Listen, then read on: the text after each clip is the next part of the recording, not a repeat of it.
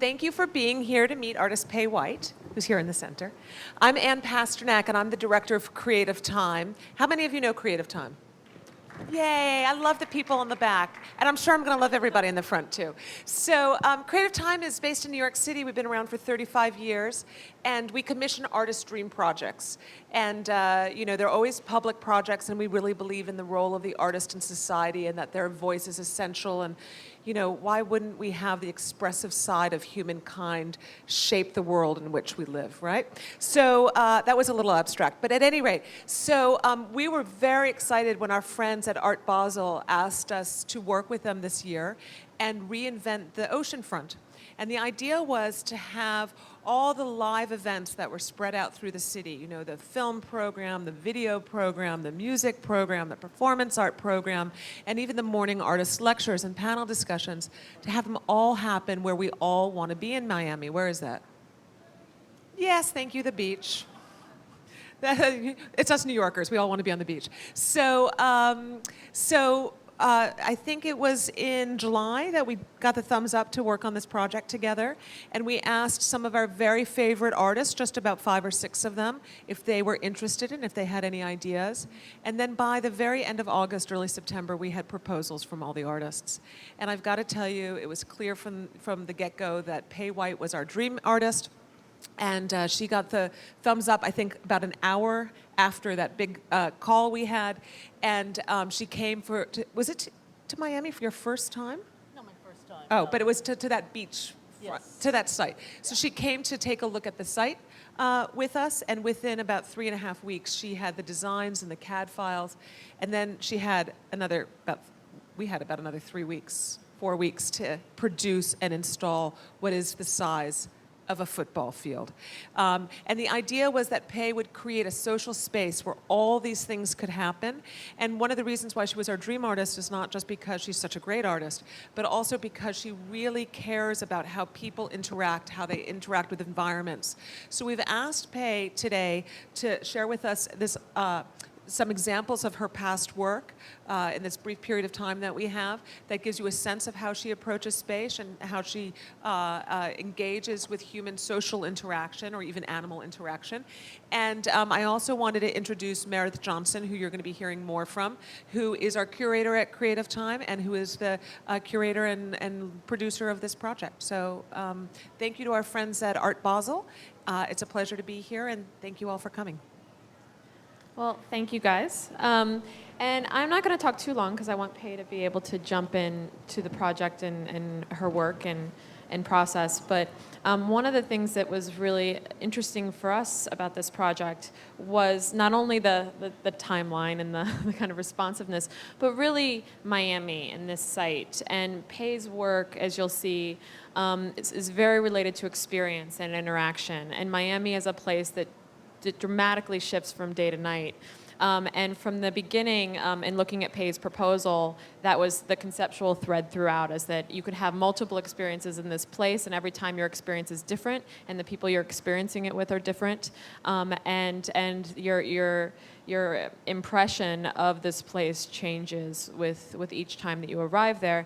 And the challenge was also that not only is it a beach and it's the elements and it's a large public project, but that this would be an interactive space that would also encompass so many other things. It would encompass video programs and conversations. And Pei was an amazing person to work with in this respect because the work is very much about personal interaction and how you relate to people in this space. And so with that, I'm going to turn it over to Pei to talk about her work. Hey, before we do, can we just get a show of hands? How many people have seen it at night yet, the beachfront? Okay, for those of you who haven't, you're in for a treat. Make sure you do it. And then also, if we say something that is, we're assuming you know what we're talking about, you might want to interrupt us. Okay, but Pei, you go ahead. Okay, does this work? All right. I'm wondering if it's possible to bring the lights down a little bit so some of these images are stronger. Is that at all possible? Excellent. Okay. No? Does that read? Okay. So I'm going to go through some recent projects that maybe have sort of a relationship to this one, and then go into just a little bit of information about the current beachfront project, and I'll just start here. And I thought it might be interesting to start with a project I did at another art fair. It's the only other art fair I'd been to, so, which is very different, the Frieze Fair. But I was fascinated by the VIP cars that were just rumored and seemed, quite sort of, I don't know, kind of strange. And I asked the project if I could do one car, or the whole fleet, and they said I could do one. But I proposed for all of them, and we went forward and we did all of these cars. And what was interesting to me about this project was that these cars, the whole city is full of taxis covered with advertising, but in this case it's sort of like advertising suspended. And what would happen in the City of London is you would just find suddenly some tentacle of the fair would have passed by. And it was this kind of nice sort of understanding of what happens, this kind of decentralization of the art viewing. And I thought that was kind of and then this car company went out of business shortly after the fair. Was it because of I did my best. The Rover sedan, so these were Rover sedans, and it was just kind of nice to be also inside a sculpture and just see viewers respond to this kind of oddity on the street.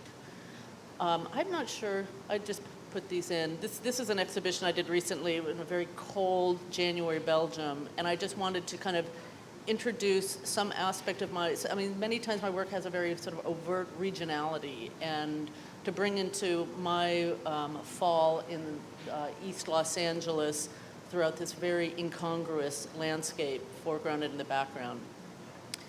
And so these are crafted sycamore leaves, which are fabric and metal that are burned and shaped. And also, they had a very strange condition in this gallery. It was almost like a theater. And I was always fascinated by something I'd heard about called landscape theater, where you simply, and it's in England, you simply gather and watch plants on stage. And I wanted this kind of really self-conscious, houseplants are already really self-conscious to me. So then I put them on stage and have this other kind of scrutiny.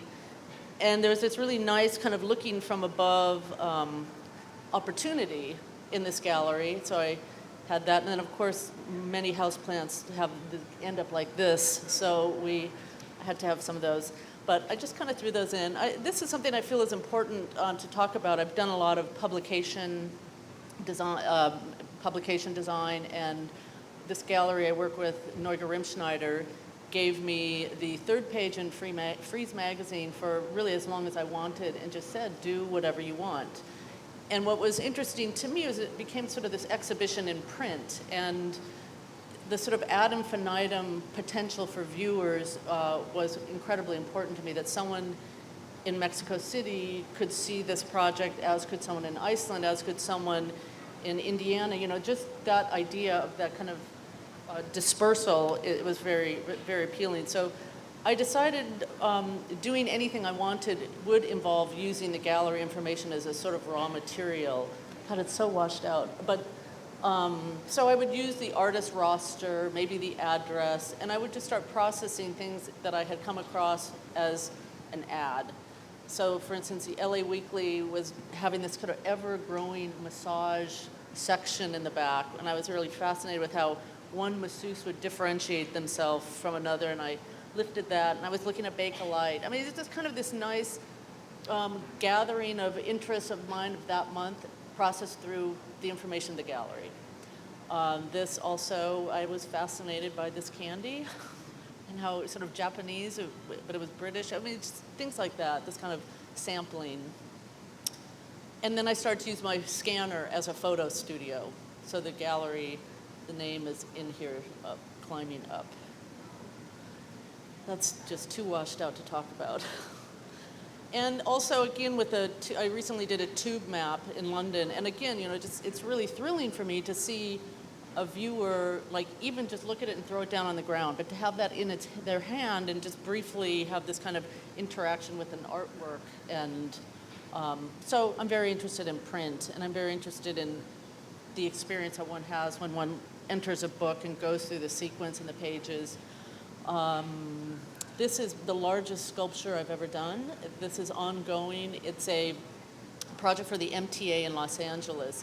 And I went into their archives of ephemera and just scraps of papers and receipts and kind of culled these weird, I don't know, mystical symbols. They seem so strange.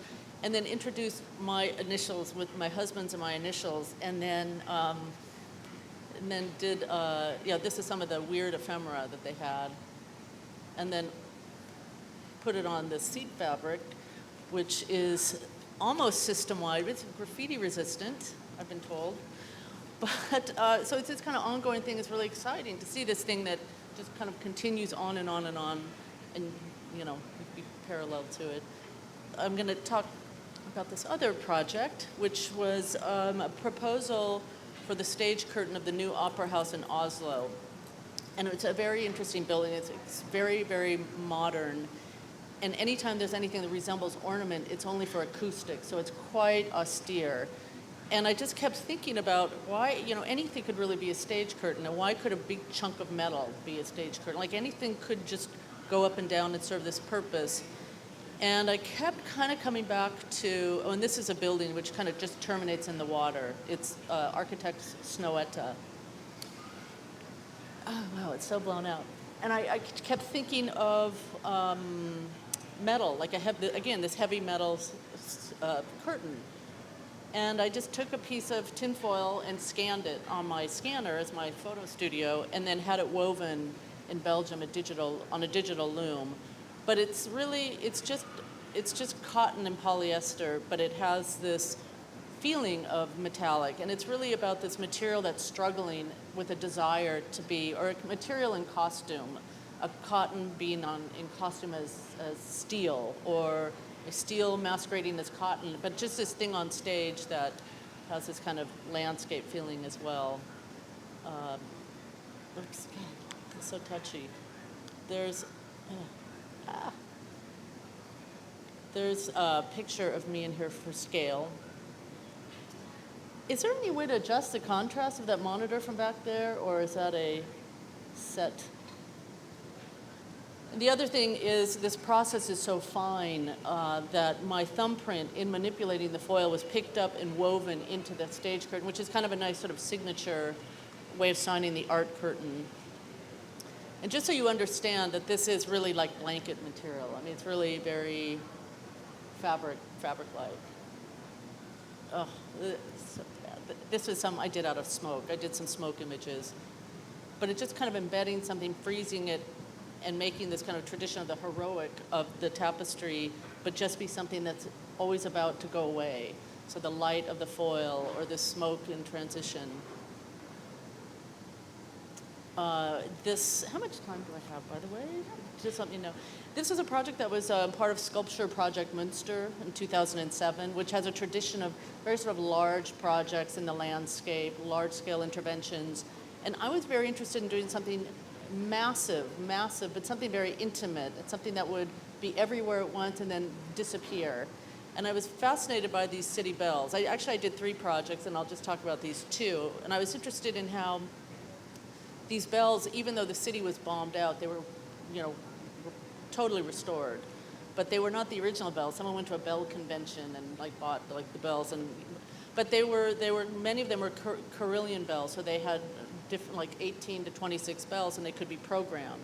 So throughout the city, and this one especially at this Schloss was quite interesting, in that you could play that bell with this like a piano. So it was kind of like the Wizard of Oz, and we created this device that would read digital files and program them to play love songs that were important to me at a certain time in my life. And so they played Shake Your Booty, God Only Knows, Girl, You'll Be a Woman Soon, Neil Diamond, Up, Up and Away, and Rent, Pet Shop Boys. So, and the interesting thing was that some of the bells were really incomplete. So you might just get the song as it's sort of deteriorating, or you'd miss a step, or this kind of struggle of the bell to kind of be that song. And you would also progress through the city, and one would kick in, and then as you got to another part of the city, the other one would end, and then it would all go away. So it's something as big as penetrating all the city, and then something that would just be gone. but then maybe someone's humming that song later in the day. So it was kind of this intervention that was very quiet, but, and here's an example. This was in front of a bakery shop, or not a bakery shop, a kitchen supply shop. And, sorry, they're porcelain bells, and they're playing the Pet Shop Boys, right? But I like how the song fails, that it just is always kind of sort of struggling and gasping. But that was one of the, I think there were 5 bells. And then another project I did was also very small and very personal, sort of an intimate project. And I was fascinated by this retail area, and I was fascinated by this shop that was the last building standing when the street was bombed out, and it was a pastry shop. And I respond to Germany in a very cliched way, I have to say, and I respond to Germany in terms of pastries and marzipan and all that stuff. And I wanted, can't you tell? And I wanted people to get in there. I wanted them to get into that shop as a site, as an equally important site as the river or the retail was interesting to me. So in my way of doing that was to merge my world in East LA with this, which might be very cliched too, with this world, with which the cliches I really embraced. And this is what they specialize in.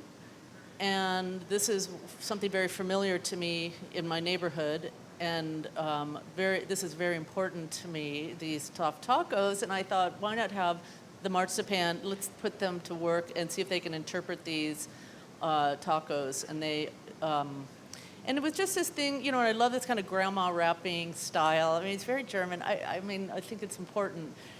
But that someone could take this away, but the only way to get that was to go into the pastry shop. There was a marzipan lemon and cilantro and onion and carne asada. And so the only way to get that was to go into the shop, and you would then have your interaction. And these were, 17 euros. And then at the end of the project, that was it. They were done. But my marzipan never goes bad, so I don't think so. So you just have this piece, this little artwork that you can take home with you. And I was interested in the vernacular of their text, the way they do this. Should I just jump ahead to the project discussion? I think you should do this one and then go to the project. Okay. Actually, let me go to Venice quickly, because I think that's kind of more similar. I'm just going to jump ahead to a project that was just done in the Venice Biennale. And this building is in the Isolotto, it's called. And it's a building from the 13th century. And they just opened it up, and this is what it looked like. It was a very sort of big, open, kind of a corridor. And I was thinking about a lot of the contingencies of this project, which was people were going to be coming here and be exhausted. People were going to be using this as a corridor, and this is a big, vast space. So I wanted to impose a sort of intimacy in this space, but still have an appreciation, some sort of device to get there to be an appreciation of the architecture inside. And also this idea, I kept feeling like this was like a giant bird cage, or this was something like an attic with birds in it somehow. And so we had to, it's a protected building. We did this elaborate framework, and then developed a tapestry, sort of a drop ceiling tapestry that was then run throughout the space. And then these chandeliers that were covered in birdseed, in some cases, penetrated up. So your eye would go in from this very intimate situation into the architecture. And I was still kind of anguished about really wanting to have this kind of bird reference beyond the chandeliers. And so I was in touch with some men in the region who are competitive bird mimics. And it's an old hunting tradition, and they came to the site and they just distributed themselves throughout the project. Let's see if I have a...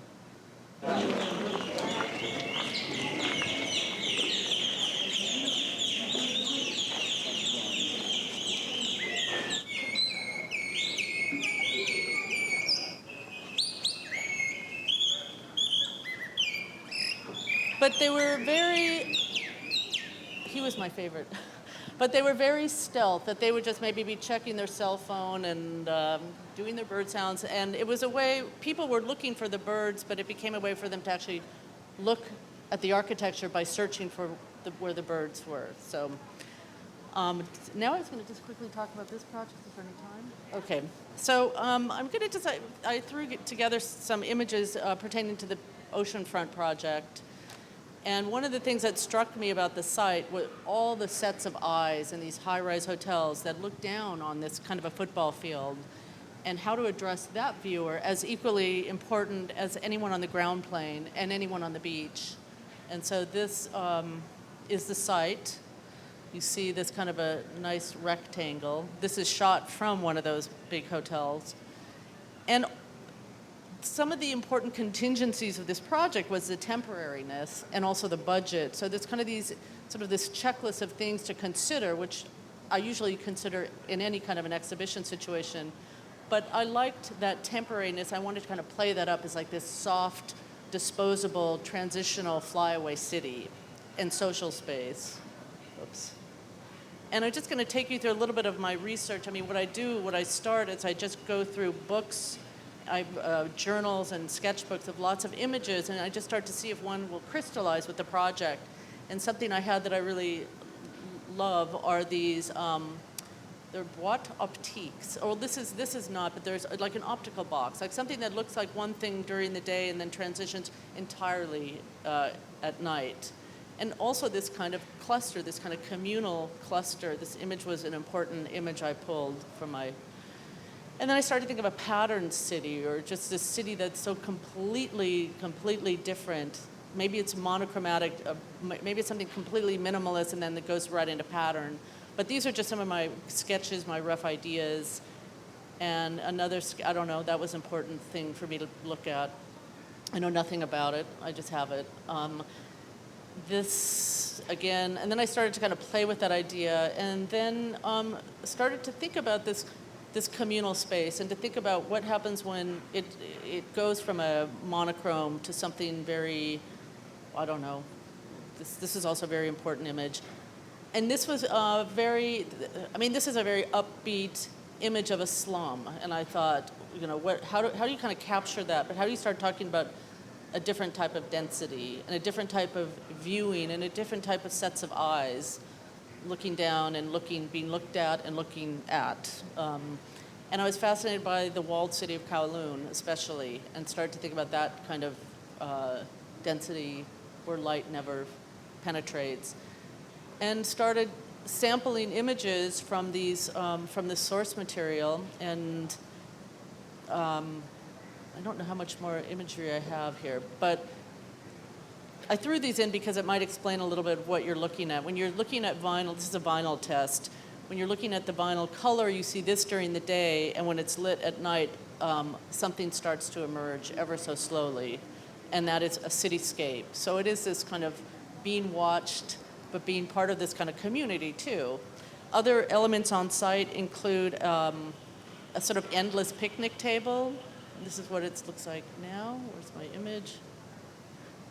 It's more like this now. So this is what it looks like, kind of, I think, in the afternoon. Someone sent me this image. And then this is kind of a bad image, this next one. Then this imagery of density starts to emerge, and the color that's so bright and hardcore during the day starts to really fight to stay bright, but it really turns into sort of like a faded, like a acid-washed city at night. And this is from the point of view of the endless picnic table. And the reason that's really important is because it seemed like the most welcoming design that I could think of, the most kind of like lowest common denominator of a welcome table. And so to have this kind of endless 48-foot or 50-foot long kind of picnic table was a very important gesture to just have that idea of community in place. There's other things too. I'm going to stop talking. Beautifully done, Pei. Oh my God, we're done. This. So, you know, Pei, one of the things that comes to my mind when I take a look at all these images that you so thoughtfully put together is this kind of, I don't know, maybe humility isn't the right word, but the idea that everybody can participate, anybody can own a piece of the work, anybody can touch a piece of the work. It's distributed for everybody to kind of experience. Where does that come from? I don't know. I mean, I just see it as just a non-restrictive art production, that it isn't just one type of art making, that there's always an art opportunity, that there can be artfulness in many different things, and also just a general fascination with print and how one can have the idea of an installation in a book, that the contingencies of an art exhibition are not that different than the contingencies of producing a book, where you have a beginning and an end, you have a viewer, you have a budget, you have this kind of way to control your experience, and maybe a book is a better demonstration of an exhibition by not documenting it, but just by being it, by being something different. I don't know if that answered the question. But It did, actually, nicely. Yeah, one thing, we were talking a little bit about this morning when we were walking through the space, but what's really interesting about working with you is the choices that you make about what you expose, and the structural elements that you expose, and the process that you expose within the work that people have when they walk through it. And for example, in this, with the scaffolding showing through and being able to look in and see the concrete bearings, and also what happens to the piece afterwards, all of these choices that you make about the structure itself. And I was hoping we could talk a little bit about those choices. yeah, I mean, I think there's a whole peekaboo quality with the whole village. I kind of refer to it as a village because it has that kind of transitional feel. But that, yes, I really fetishize the stuff that you're not supposed to be looking at, like the struts and the scaffolds. And for me, that just reiterates this transitional aspect of it. Like, this is the city you're going to get because this is a city that's about to blow away. And so that's a really nice thing to have this. I think it's really elegant and rustic and crazy inside something that looks like tissue paper. This thing is held together with massive blocks of concrete, and so one should be able to see that. I like that. Is it time to turn over for questions, or 3 minutes? Okay. You or me? Oh, I have 3 it to minutes the for audience? 4 questions, or just with us?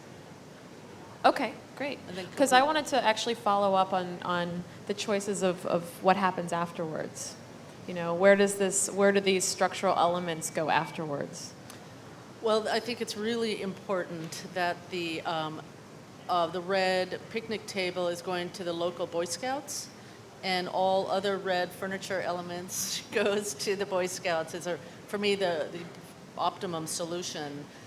I'm not really sure about the vinyl. That's a whole other question. But We have a hotelier in St. Louis who's interested. oh, they I mean, okay, Louisville, we'll talk sorry, later, Louisville. We'll talk later. Yeah, but it is kind of that is a strange thing. I mean, we work really very hard for a very long time on something completely experimental that just goes away. Yeah. And that's a very interesting process to work on something continually and know that it's got just only so much time. Well, and that's what's interesting in terms of all of the work that you're showing about the ephemerality of them, and you know, the marzipan walking off with someone, and the MTA buses continuing to exist, you know, long after, and what is their temporary aspect and what is their permanent aspect. And also in that relationship, I think that comes into play with the relationship that you have between the kind of larger view of the piece and the more intimate relationship with the piece and what its life is, with people separate from the event or the time that it's up. Yeah. No. So Pei, I'm curious about the color palette, because the first thing that people say, in my experience so far with the piece, is, wow, look at these colors, they're incredible. So where did you draw inspiration from? That color took me forever. I don't know why, and I really would change it. Actually, I don't You know. would? I don't know. I mean, I just start with colors. I start playing. I mean, which is, you could play for the rest of your life to try to get the colors right. But again, it was just really guessing, like, how ghostly is this going to be? I mean, you're trying to pick the balance of this at day, this in an adjacency, and this at night. So it's the color really is about its adjacencies. Yeah. in its transition. But someone said it's very Miami, and I really didn't even, I have no relationship to that. I mean, I just never thought that way at all. But did you have a question? Have you been consciously by Christo at all in terms of the temporary nature of your Not really. I mean, this is kind of the most ambitious temporary project I've ever.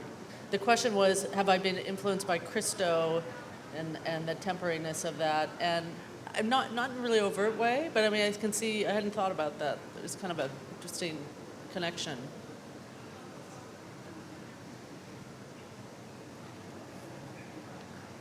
Don't be shy. Where were you trained as an artist?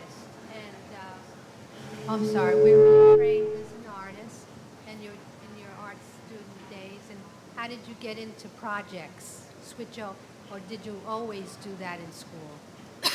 So the question is really your artistic evolution, starting with your formal training. Well, I grew up in Pasadena, California, and the Pasadena Art Museum was a big presence there when I was growing up. And I would just, my family really supported it. I have some artists in my family, but it was, I went to Art Center College of Design, which is kind of the first place that I learned that one could be a professional artist. That concept had not really ever occurred to me. So I would say Art Center, I mean, it's got a little bit of a business aspect to it, but it's a very useful one. And I would say just through those, having I think I was at Art Center at really the right time for that school when no one was paying attention to it. And that offered a lot of freedom to just kind of shape your own education.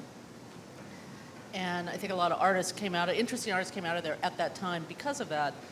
And then from there, I think the thing is Los Angeles is also became a very important place for art making. What traditionally happened, people would graduate from the art schools and they go to New York, and now they stay. And the art schools are great in Los Angeles, and I think that's made the city really dynamic. Kind of about to have a coffee.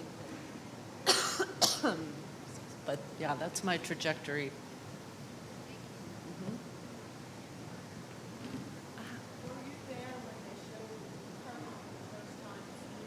I was, and I met the Queen, which is very important to my mother. What?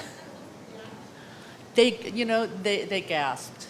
I was really happy. I mean, it was really quite emotional because it was something I'd worked on for a very long time and a lot of problems. It kept failing fire tests, and the fact that the Norwegians love this curtain so much that apparently if a production doesn't use it and they're in the audience, they get really mad because they don't, it just is a curtain that comes down at the beginning and it comes down at the end and then it just goes away. But if it's not used, I understand people get pretty upset, that makes me happy. So I like that.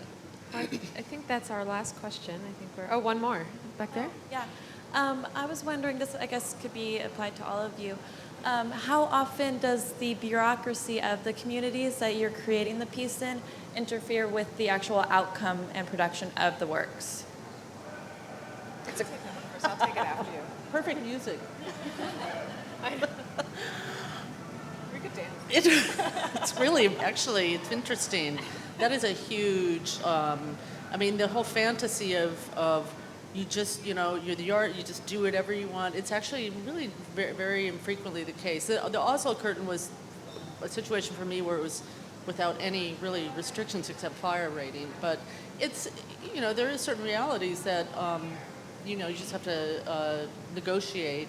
And I think in a public realm, for instance, engineering and ADA requirements, all this stuff is very unglamorous, uncreative things were a big, huge part of this project in many, many ways. I mean, you can answer to that.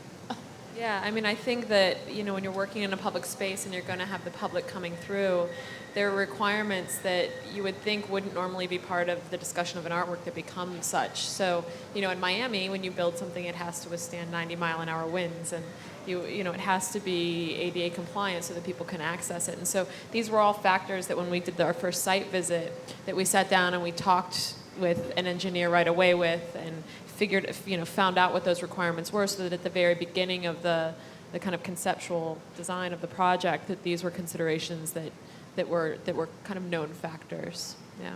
And, I would say with Creative Times general programming, we try to remove as many of the hurdles and obstacles that there are in working publicly, which is one of the pleasures of working on temporary projects, because I think artists have very little freedom when it comes to permanent projects. You have to think about even more fire code or, permanence or graffiti resistance, and before you know it, you're working with bronze or tile. There's not a huge amount of options. So doing temporary ephemeral work gives the artist a lot more freedom, and you get away with a bit more. And we do our best, as I said, to try to remove the hurdles and obstacles. But I always say to artists when we start out on a project together, if you don't see this as a partnership, if you don't see this as us working together as a team to sort of deal with these things, doing a public project is not for you, because there are always going to be factors of public safety and experience that you just have to consider. In New York City after 9/11, we were always dealing with, but a terrorist put a bomb in that piece. Or, oh no, you can't work with a French. Oh wait, but we're not going there. So yeah, so there's always lots of considerations that you have to kind of navigate and trick people into. Yeah. Good question. So thank you for the question. Well, at that, I think we're concluding. I think the next conversation. Come to the beach. Come to the beach. Please do. Yeah. Thank you.